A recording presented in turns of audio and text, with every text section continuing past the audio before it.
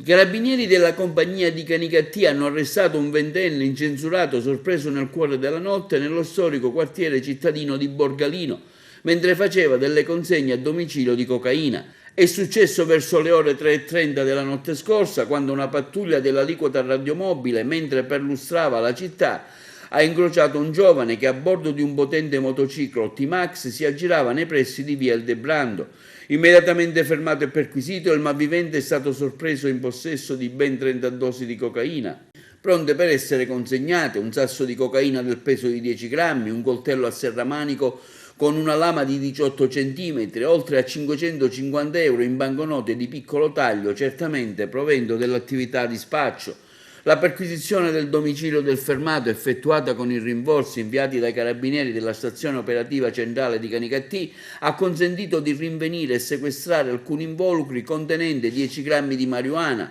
altra cocaina e l'armamentario con il confezionamento in dosi di stupefacenti, compreso un ulteriore micidiale coltello identico a quello trovato addosso all'arrestato. I militari dell'Arma, a seguito della perquisizione, hanno identificato sotto casa del pusher un tossicodipendente che gli aveva dato appuntamento per la consegna della cocaina acquistata via telefono, mentre lo stesso continuava a squillare per ulteriori appuntamenti. Il fermato, su disposizione della Procura della Repubblica di Agrigento, è stato posto agli arresti domiciliari. I militari, oltre al sequestro della droga, del denaro e dei coltelli, hanno proceduto a quello del potente motociclo, che peraltro era senza assicurazione, utilizzato per fare le consegne degli stupefacenti, avviando la procedura per la revoca del reddito di cittadinanza percepito dall'arrestato. Nel frattempo, i carabinieri del nord di Canicattì,